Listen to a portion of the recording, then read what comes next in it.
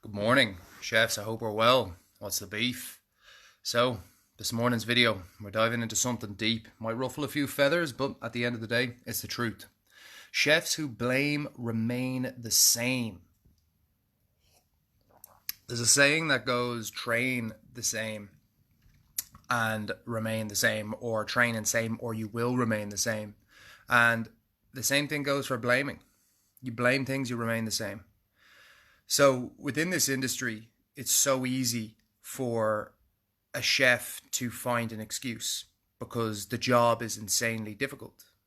You know, it's something that a lot of people don't go through. A lot of people don't understand the stress, the pressure, standing on your feet for 14 hours a day in a fucking boiling hot kitchen, doing a 60, 70, 80 hour week and doing it in a really high stress environment at the same time, doing it in an environment that's twice as stressful as a fucking 9 to 5 and they do half the time as well. In those circumstances, you can drift from your family, you can drift in your relationships, you can drift from your fucking health, where your lifestyle turns to disarray and you're drinking and eating shit and fucking you stop caring about yourself and you stop giving a shit. What ends up happening is you end up in a pit, pretty much a pit of constant excuses, constant fucking capitulation of I can't do that because I don't have the time. I can't do this because I don't have the energy or the motivation. I don't know how to do this, and it's always I don't know, I can't. And what you got to understand is that these excuses come from a place of blaming. They come from a place of it's the industry's fault, it's my job, it's my fucking boss's fault, it's the other people in fucking work who don't do their jobs properly, it's their fault. It's my wife or my fucking husband's fault because they don't understand what I go through, so they put me under pressure.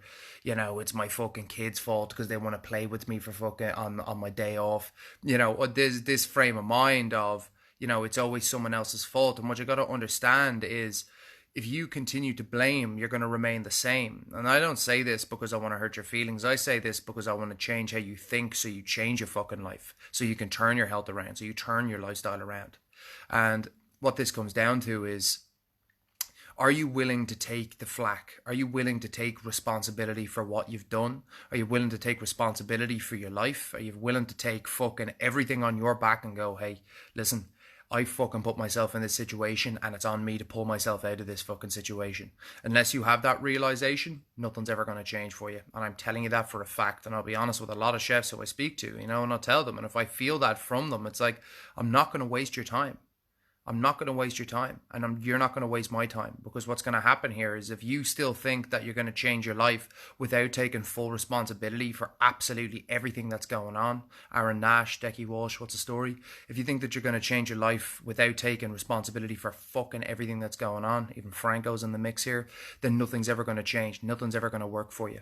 Because what will happen is if you continue to blame the industry and you continue to blame work, which is an easy thing to do, and I've done it, but what happens when you do that is you will then get into a situation where it's like, hey, I'm making this lifestyle change. I'm exercising now. I'm eating better food.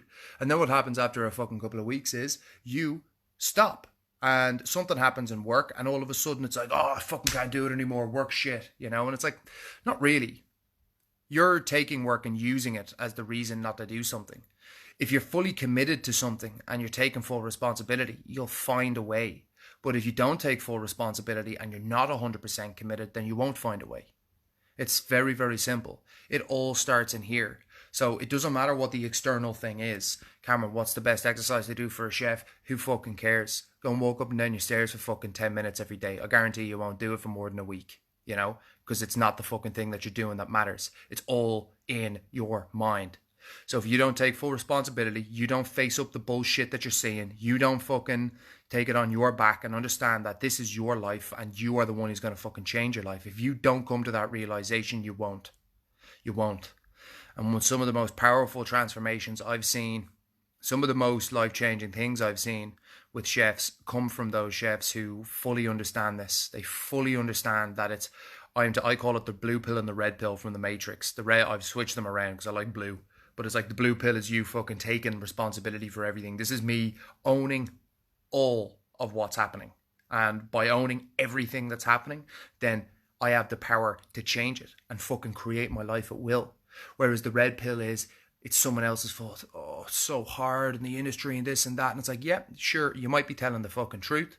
The industry is shit. It doesn't take care of people. It ruins people. But at the end of the day, no one put a fucking gun to your head and said, have 5, 6 beers after work on a Tuesday.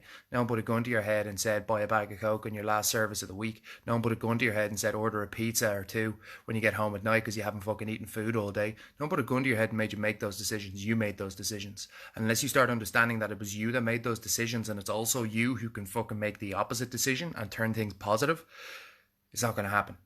And that's to be honest, that's the secret behind changing your life. It really is. It's the secret behind changing your life. It's the blue pill versus the red pill. I fucking drill this into my chefs who I coach. I drill it into them every fucking day because it's vital that you understand, because if you can understand this, everything you do in your life changes. I'm telling you for a fact. And it's changed how I do things, and this mentality was the reason that I fucking stopped doing what I didn't like to do when I started fucking following my passion and, not accepting the bullshit from myself, not accepting the excuses from myself, because fuck me, I've made many, I've made a lot.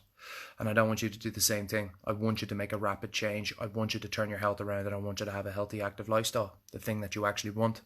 So with that in mind, chefs, if you enjoyed this video and you took something from it, please, please, please give us a thumbs up. And other than that, I hope you start to put the wheels in motion. You start to think about where you're at. If you haven't started your 5-day challenge, I recommend you get on that now. If you have done your 5-day challenge and you're not joining the elite, then potentially get your shit together. And yeah, I will chat to you all soon. Peace.